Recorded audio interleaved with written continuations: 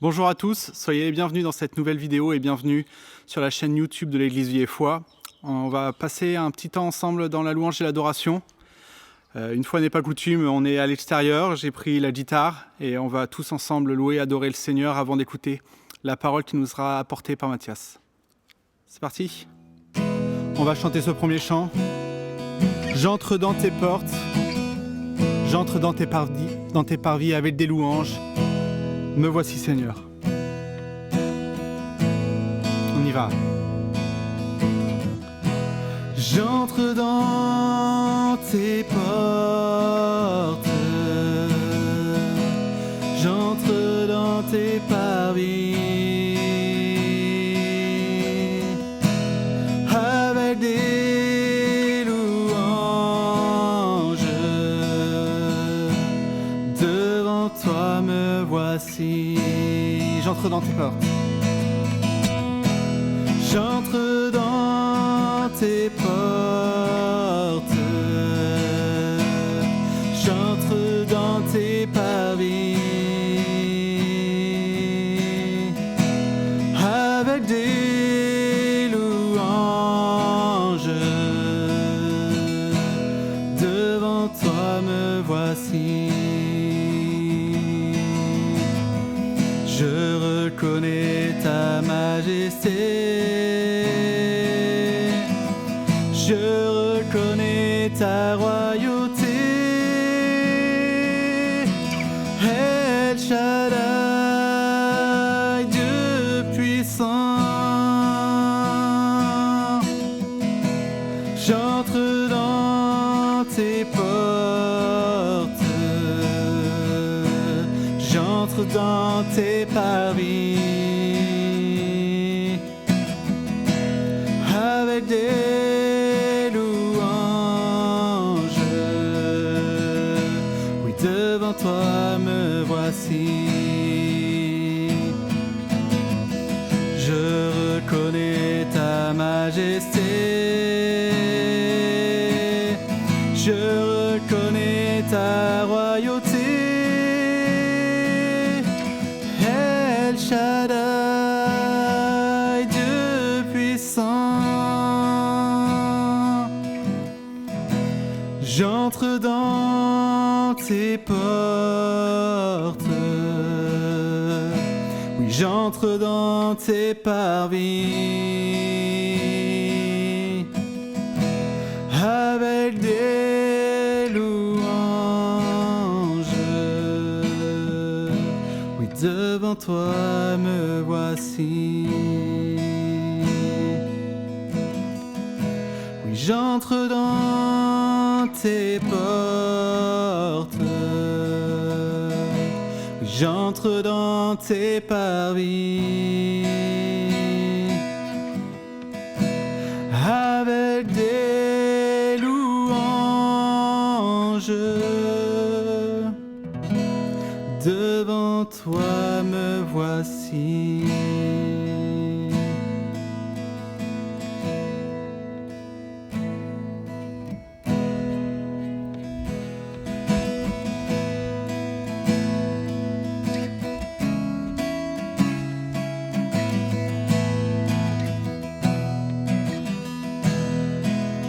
Alors entends mon cœur, mon esprit qui te loue. Entends le chant des rachetés. Comment expliquer et comment décrire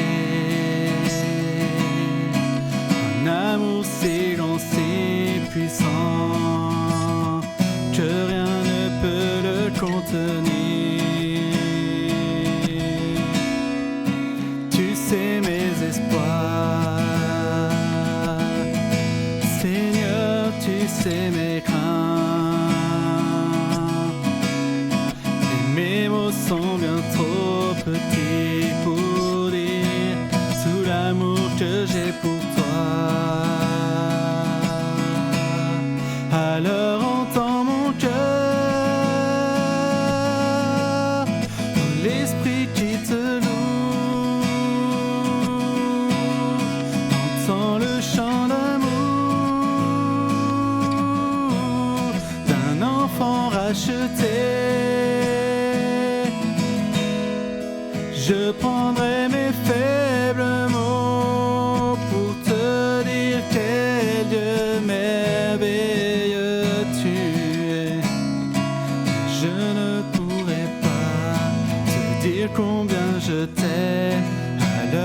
entends mon cœur. Si tout comme la pluie, mes mots pouvaient couler, et si j'avais l'éternité, je ne pourrais pas l'exprimer. Mais dans les battements de mon cœur, tu entendras toujours. Merci pour la vie, pour la vérité et pour le chemin. Alors entends mon cœur, mon esprit qui te loue. Entends le chant d'amour d'un enfant racheté.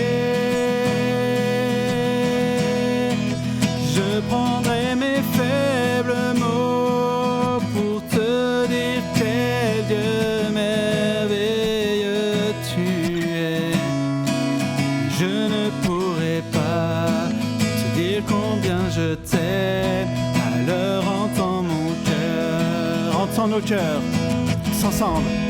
Alors entends nos cœurs, nos esprits qui te louent. Entends nos chants d'amour de tes enfants rachetés. Nous prendrons nos faibles mots pour te dire quel Dieu merveilleux tu es. Mais nous ne pourrons pas te dire tout notre amour. Alors entends nos cœurs. Nous ne pourrons pas te dire tout notre amour.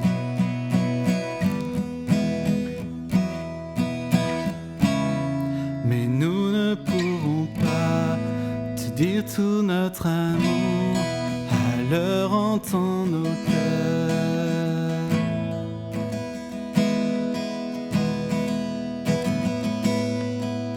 Je vous invite là où vous êtes à élever votre voix, tout simplement avec vos mots, pour dire tout votre amour à Dieu.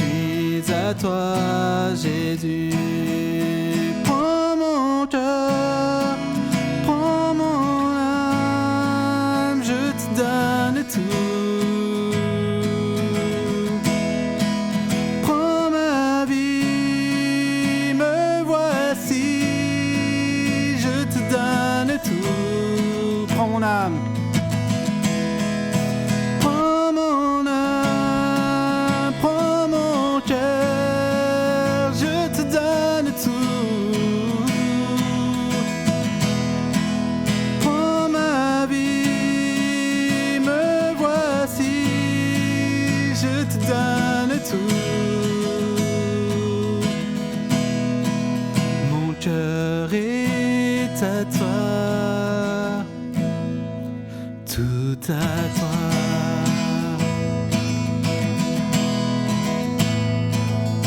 Je te donne mon cœur, il ne m'appartient plus. Ce que j'ai de meilleur, tout est pour toi, Jésus. Un parfum de valeur, un parfum de valeur sur toi est répandu. C'est l'offrande de mon cœur, je suis à toi, Jésus. Prends mon âme, prends mon cœur, je te donne tout. Prends ma vie, me voici, je te donne tout. Prends mon âme, prends mon cœur, je te donne tout. Prends ma vie, me voici, je te donne tout. Mon cœur est à toi, tout à toi. Mon cœur est à toi, tout à toi. Une dernière fois, mon cœur est à toi. Mon cœur est à toi, tout à toi. Voilà, qu'on puisse avoir nos cœurs ouverts pour écouter la parole de Dieu qui sera apportée à travers Mathias. Soyez bénis et à bientôt. Bonjour à tous, j'espère que vous allez tous très bien. Merci à Jonathan pour ce moment de louange. J'espère que vous avez pu bien profiter là où vous êtes de ce temps de louange. Merci Seigneur pour les moyens technologiques. Et en parlant de moyens technologiques, si vous êtes en train de regarder sur YouTube ce message, n'hésitez pas à chatter juste en dessous de votre écran. Vous pouvez mettre des messages. Donc c'est moi qui ai la charge aujourd'hui de partager le message avec vous. Et puis sans plus tarder, je voudrais dire ce que le Seigneur a mis sur mon cœur cette semaine.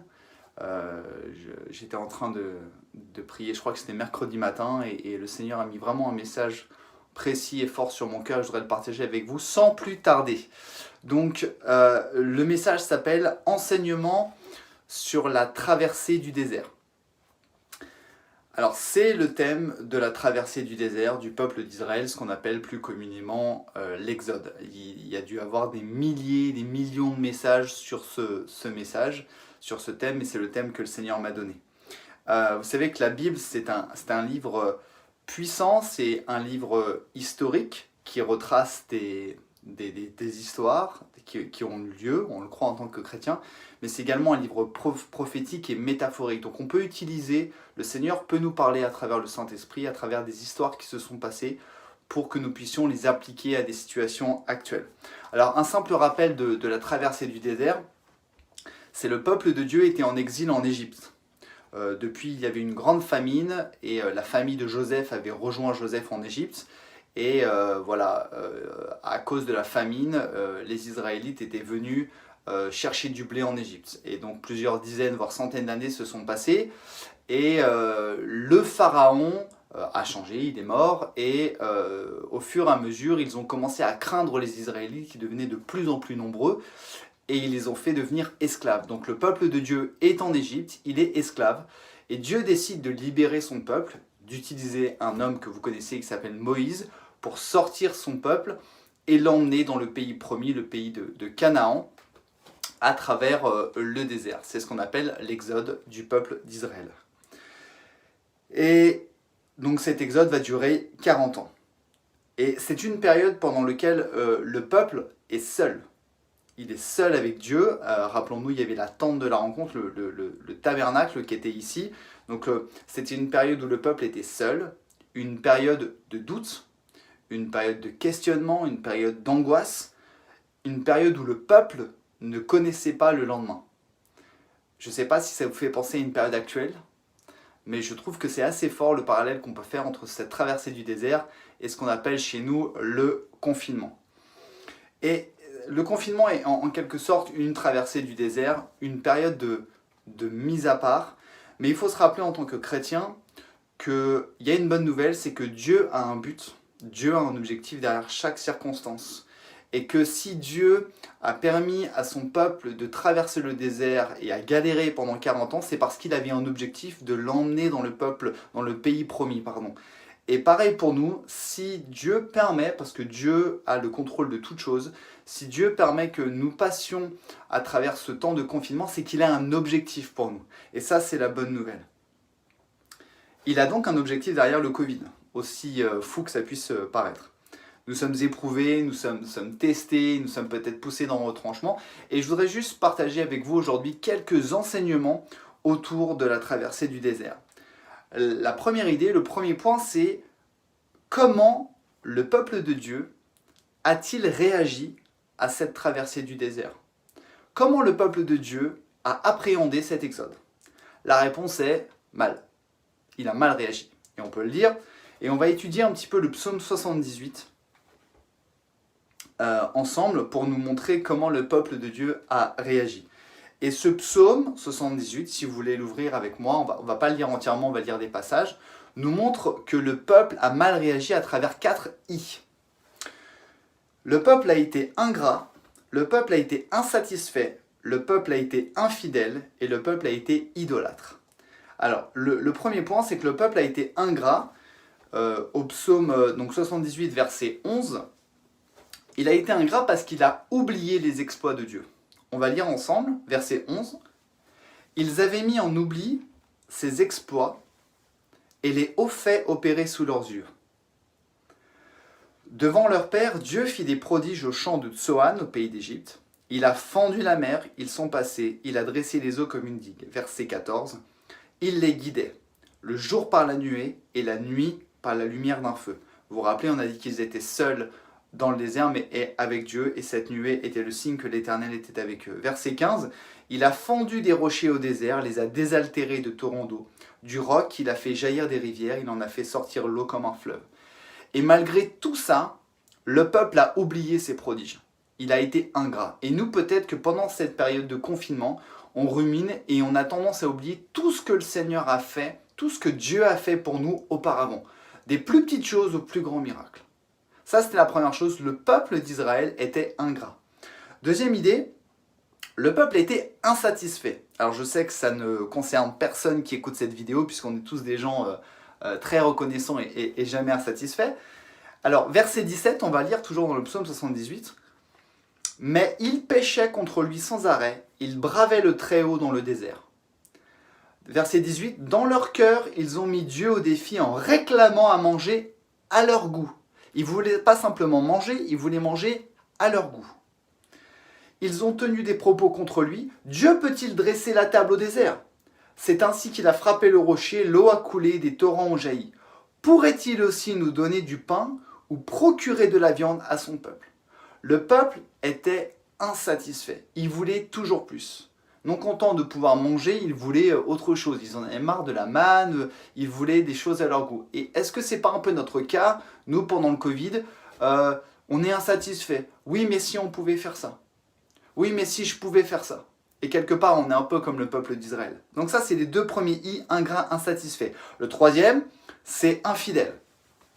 Verset 36 du psaume 78. « Mais s'il priait, c'était pour le tromper. Ils lui offraient des hommages menteurs, car leur cœur n'était pas droit envers lui à son alliance, ils n'étaient pas fidèles. » Peut-être qu'il y a certains d'entre nous, peut-être certains d'entre vous, vous qui écoutez cette vidéo, peut-être que vous avez complètement décroché, vous avez dit « je ne peux plus aller à l'église, je ne peux plus me rassembler. à quoi bon, ou j'ai pas la force, ou j'ai pas le courage, et vous décrochez complètement. Et la parole de Dieu nous montre que l'infidélité fait partie de l'homme, de la femme, du peuple de Dieu, et que le peuple de Dieu était infidèle. Rappelons-nous que Dieu est fidèle en toutes choses, et c'est notre devoir d'être fidèle également. Dernier, infidèle, après infidèle, c'est idolâtre. On va lire le verset 58 du psaume 78. Leurs hauts lieux ont excité sa fureur et leurs idoles son indignation. Alors il faut comprendre qu'à l'époque, en fait, il y avait ce qu'on appelait des hauts lieux, des lieux qui étaient élevés au niveau de la topographie, et on érigeait des stèles ou des statues pour adorer des dieux, des divinités. C'est pour ça qu'on appelle ça les hauts lieux. Et les Israélites eux-mêmes, le peuple de Dieu, ont commencé à adorer des idoles, peut-être parce qu'ils trouvaient le temps long, peut-être parce que, je ne sais pas, ils ont été aveuglés par des systèmes de pensée, des fausses doctrines. Et donc, on peut voir que le peuple de Dieu, durant cette traversée, durant cet exode, a mal réagi. Il était ingrat, il a oublié les exploits, les prodiges de Dieu, peut-être comme nous. Il était insatisfait, infidèle et idolâtre. Quel parallèle avec notre époque? Si on réfléchit un peu à notre attitude en tant qu'humain ou en tant que croyant, pendant cette période où on est seul, où on est un petit peu privé de liberté, si on analyse un petit peu notre situation, on n'est pas très très loin, en tout cas moi parfois, Mathias, mon discours, je ne suis pas très très loin de ce qui se passait à l'époque. La deuxième idée, c'est pourquoi Dieu nous amène à traverser le désert? Pourquoi Dieu a-t-il poussé son peuple à traverser le désert dans cet exode? Je le rappelle, Dieu a un but derrière chaque circonstance, et comme Dieu a voulu emmener son peuple dans ce qu'on appelle le pays promis, Canaan, là où coule le lait et le miel, il a un objectif pour nous, il a un objectif pour toi qui écoutes cette vidéo, c'est de t'emmener dans le pays promis. Alors je te rassure, tu ne vas pas déménager, tu vas rester, ou en tout cas je ne sais pas, mais il faut voir ça également de manière métaphorique et symbolique. Dieu a voulu déplacer son pays de ce lieu d'esclavage au pays promis, et Dieu veut nous emmener dans un pays promis, plus de manière métaphorique, c'est-à-dire là où il va régner, là où on va être dans l'abondance et dans la bénédiction. Il veut nous emmener dans une nouvelle dimension, dans une nouvelle façon de vivre notre foi. Qui dit Dieu a un but derrière chaque circonstance? Qui dit Dieu a fait traverser son peuple, a fait traverser le désert, Qui dit traverser dit déplacement. Qui dit déplacement dit changement. Et vous savez très bien que l'être humain aime la rengaine, la tradition. On n'aime pas, n'aime pas que les choses changent. On aime bien ce qu'on appelle notre train-train quotidien, même s'il est un petit peu bouleversé en ce moment. On est un peu frappé d'immobilisme. Et Dieu n'est pas pour l'immobilisme, il veut que nous progressions.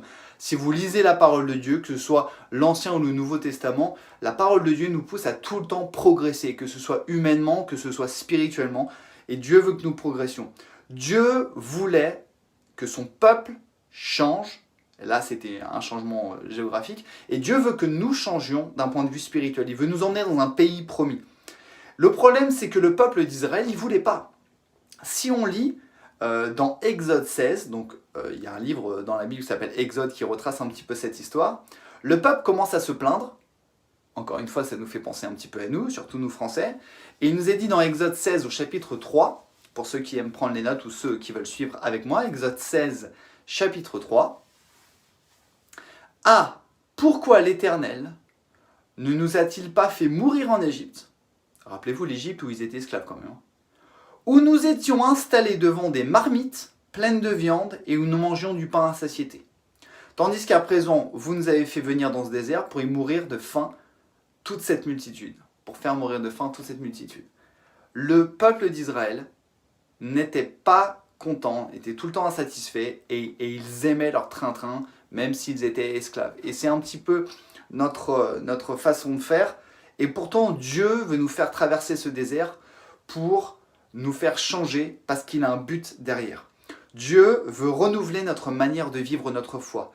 Et portez votre attention sur ce que je vais dire. Dieu veut non seulement faire évoluer notre façon de vivre notre foi individuellement, c'est-à-dire toi, dans ta foi personnelle et intime avec Dieu, comment tu vis ta foi, Dieu veut renouveler ça, mais Dieu veut également renouveler notre façon de vivre notre foi collectivement, quand on se réunit dans les rassemblements d'église. Dieu veut nous renouveler, veut nous aider à progresser.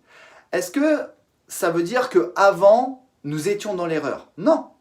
Parce que moi, je crois, je suis persuadé que nous faisions la volonté de Dieu, mais est-ce que nous pouvons mieux faire? La réponse est oui. Donc non, nous n'étions pas dans l'erreur, mais oui, nous pouvons mieux faire.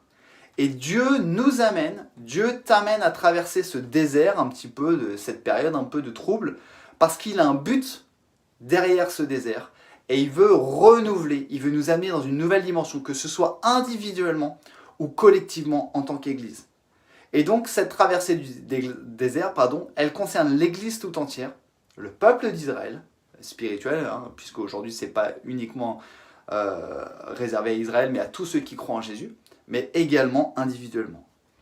Une troisième pensée, la traversée du désert, c'est un temps de mise à l'épreuve. Alors ça, vous allez me dire, Mathias, il n'y a aucun souci, on le sait tous, on en vit des épreuves.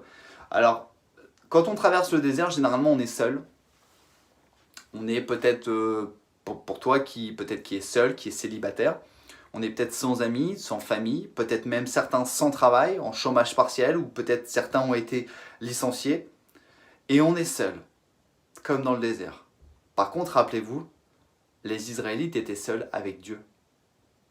Et il y a une différence. Parfois, on se sent seul, on est esseulé. J'ai pas d'amis, j'ai pas de travail, j'ai pas de contact. Mais on est toujours seul, mais avec Dieu. Et Dieu ne nous délaisse jamais. Ça, c'est vraiment important.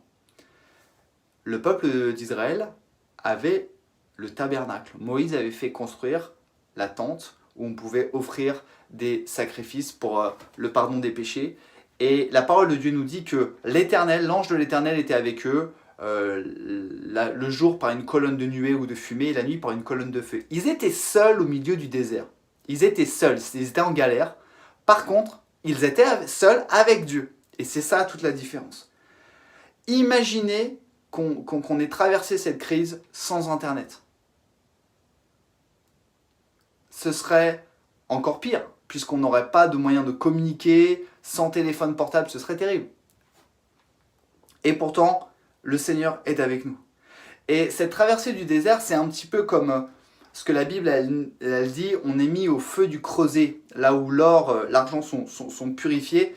Et cette épreuve, quelque part, elle est faite pour mettre notre foi à l'épreuve. C'est l'apôtre Pierre qui dit ça. Il dit, les épreuves sont là pour stimuler, pour faire grandir notre foi. Et écoutez bien ce que dit le Proverbe 25, verset 4. C'est un passage que j'ai noté, qui m'a frappé il y a quelques semaines. Et maintenant, je comprends mieux pourquoi je l'ai noté. Proverbe 25, 4. Écoutez bien, c'est un texte très fort. Si l'on délivre l'argent de ses scories, les scories c'est les impuretés, si l'on délivre l'argent de ses scories, l'orfèvre pourra le travailler pour en faire un vase. La version S21 nous dit « Retire les impuretés de l'argent, et le fondeur en sortira un vase. » C'est énorme comme passage. Ce temps de confinement, ce temps d'épreuve est là pour nous purifier des impuretés, de tout ce qui entrave notre foi, afin que le Seigneur nous travaille et nous fasse grandir. L'orfèvre, je crois que c'est le Seigneur. Et il va faire de toi, il va faire de moi, il va faire de nous un vase, à condition qu'on se laisse purifier, travailler à travers cette épreuve. Alors cette mise à l'épreuve, elle est terrible. Je vous le concède. Elle est terrible, elle est difficile, et j'ai quelque part une mauvaise nouvelle, même si l'évangile c'est une bonne nouvelle, mais il faut être réaliste. Certains ne tiendront pas. La Bible nous le dit. Certains hommes, certaines femmes ne tiendront pas le test de Dieu. Il y a deux preuves dans la Bible qui nous montrent que quand Dieu éprouve les gens, certains abandonnent et certains se renforcent. La première, c'est quand vous lisez le psaume 78, et si vous avez le temps, apparemment en ce moment beaucoup d'entre nous avons le temps, je vous encourage à le lire. Il nous dit que Dieu a rejeté la tribu d'Éphraïm, une des 12 tribus d'Israël quand même. Il a rejeté la tribu d'Éphraïm mais il a choisi celle de David, la tribu de Juda. Il a rejeté. Pourquoi? Parce que cette tribu, elle a occasionné des scissions, des schismes, mais elle a également été infidèle. Et pourtant, elle a traversé le désert également. Dieu a rejeté certains, mais il a choisi d'autres. Deuxième preuve un petit peu biblique, c'est que dans le peuple d'Israël, dans le peuple de Dieu qui a fait cette traversée du désert, ce peuple a tellement été infidèle que Dieu, dans sa colère, a décidé que les hommes, les êtres humains de plus de 20 ans n'auraient pas accès au pays promis. Seulement 2 hommes, Josué et Caleb. Je voudrais vous le lire dans Nombre 32, 11. Rapidement, ces hommes âgés de 20 ans et plus qui sont montés d'Égypte ne verront pas le pays que j'ai juré de donner à Abraham, à Isaac et à Jacob, car ils n'ont pas suivi pleinement ma voie, excepté Caleb, fils de Jéphuné le Kénisien, et Josué, fils de Nun, qui ont pleinement suivi la voie de l'Éternel. Autrement dit, cette période de mise à l'épreuve, c'est une période pour nous accrocher à Dieu. Mais la parole de Dieu est très claire, elle nous dit que si je ne m'accroche pas à Dieu, si tu ne t'accroches pas à Dieu, alors tu seras écarté. Et il faut être clair avec ça. Alors, ne vous inquiétez pas, vous n'allez pas mourir, bien évidemment. Il faut prendre ça au niveau métaphorique, même si dans la Bible, ces gens-là sont morts dans le désert. Ce qui veut dire, c'est que si jamais tu es écarté, la mauvaise nouvelle, c'est que tu reviendras, après cette période de confinement, dans le même état de mort spirituelle dans lequel tu étais avant le confinement. Rien n'aura changé pour toi. Et c'est un désastre. Et c'est un désastre. Analysons un peu notre vie, notre comportement, notre attitude spirituelle et faisons, je vous encourage vraiment à faire cette prière en disant « Dieu, change-moi, change-moi, utilise cette période pour me changer. » Vraiment, c'est important. Donc, cette mise à l'épreuve, cette traversée du désert, soit elle nous élève, soit elle nous détruit. Et j'espère vraiment de tout cœur, je prie vraiment que vous qui écoutiez cette vidéo, ce soit la première solution pour vous. Enfin, la traversée du désert, c'est non seulement un temps d'épreuve, mais c'est surtout un temps de préparation. C'est un temps de préparation. Vous savez que Dieu éprouve pour préparer. Dieu éprouve pas parce qu'il est sadomaso. Dieu éprouve pour préparer. Exemple, Dieu a éprouvé Abraham. Qu'est-ce qu'il avait en réserve pour lui? Le père de toutes les nations, ta descendance grande comme toutes les étoiles dans le ciel, c'était quand même énorme. Et comment il l'a éprouvé? Il lui a demandé de sacrifier son fils, même s'il l'a épargné après. Dieu éprouve pour préparer. Et quand je travaillais sur ce message, une pensée m'est venue, j'espère qu'elle vous parlera autant qu'à moi. Quand Dieu éprouve, Dieu entraîne. Entraîne au sens l'entraîneur de sport. Un bon entraîneur, il entraîne ses sportifs, mais il les éprouve. Sachez que j'ai quelques amis qui étaient entraîneurs. Les meilleurs entraîneurs ne sont pas forcément les entraîneurs les plus appréciés, parce que ton entraîneur, il te fait mal. Et pour ceux qui écoutent cette vidéo, qui ont fait du sport en club, peut-être que vous allez vous remémorer quelques mauvais souvenirs. Quand Dieu éprouve, Dieu t'entraîne. Et ça, c'est énorme, ça. Alors, comment se préparer? C'est la préparation. Préparons-nous à entrer dans le pays de Canaan. Encore une fois, c'est symbolique. Préparons-nous à cette nouvelle étape. On dit souvent dans le monde chrétien une nouvelle saison. C'est beau, la nouvelle saison, une nouvelle dimension, peu importe. Préparons-nous à cette nouvelle saison. Alors, comment se préparer? Dieu nous permet, encore une fois, Dieu maîtrise toutes choses et Dieu nous permet d'avoir un temps de mise à l'écart. Un temps où on est coupé du travail peut-être pour certains, coupé de l'église, coupé des amis, coupé des loisirs, coupé de ta salle de sport, coupé, je sais pas, de tes occupations préférées. C'est une mise à l'écart. Un temps de mise à part et un temps où on prend du recul. Alors, je vous raconte une petite anecdote sur le fait de prendre du recul. Quand j'étais étudiant et je préparais mon concours pour devenir enseignant, on avait des compositions à faire, des dissertations, et nos formateurs nous disaient « Avant de vous lancer dans le traitement du sujet, que ce soit en histoire du sport ou en psychologie, prenez de la hauteur par rapport au sujet. » Et ça m'énervait, Prenez de la hauteur. Je lui disais, mais qu'est-ce que vous voulez nous dire par prendre de la hauteur? J'ai 4 heures pour rédiger quelque chose, là je ne peux pas prendre de la hauteur. Et je ne comprenais pas. Et bien évidemment, comme à chaque fois, avec l'expérience, on prend un petit peu mesure et on comprend un petit peu a posteriori. Prendre de la hauteur, se poser les bonnes questions. Rappelez-vous ce texte dans la Bible, arrêtez et sachez que je suis Dieu. Arrête de penser, arrête de parler. Ce que je dis souvent à mon fils, arrête de parler, réfléchis 2 secondes. Prends de la hauteur, prends du recul par rapport à ce qui se passe. C'est vraiment un temps où on doit se poser les bonnes questions. Moi, je dois me poser les bonnes questions en tant que mari, en tant que papa, en tant que responsable d'église. Et je vous le partage, on est en train de prier avec les pasteurs. Il y a des choses qui changeront au retour. On ne sait pas encore lesquelles ni comment, mais on doit se poser les bonnes questions. Et chacun à notre niveau, les enfants, vous qui écoutez, les parents, les frères et sœurs qui sont âgés, les seniors, les jeunes, posez-vous les bonnes questions. Posez-vous, comme on dit l'expression se poser, et posez-vous les bonnes questions. Qu'est-ce que je dois faire après? Pourquoi cette période de confinement pour moi? Et je crois que c'est Alexis qui le dit souvent. Je ne vais pas vous parler du petit vélo qui trotte dans sa tête là. Il dit souvent qu'on est la tête dans le guidon. Et c'est une belle image. Je suis la tête dans le guidon, je ne regarde pas autour de moi, je fonce. Mais à un moment, je dois m'arrêter et me poser les bonnes questions et me dire, Seigneur, ça c'est un temps où j'ai l'opportunité de me poser les bonnes questions et de dire, Seigneur, qu'est-ce que tu veux pour moi? Essayez de suivre un peu peut-être cette analogie. Et moi, c'est quelque chose qui m'est venu quand je préparais ce message. Imaginez un combat de boxe. On est en plein milieu d'un combat de boxe. Il y a du bruit, il y a la cloche qui retentit, les combattants sont en sueur. Un combattant est sonné et à un moment donné, c'est la pause. Vous savez, là où on donne un temps de pause.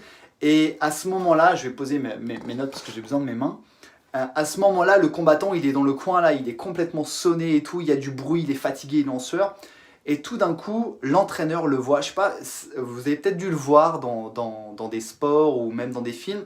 L'entraîneur vient, il se met devant le boxeur. Le boxeur, il est complètement à la rue et il prend la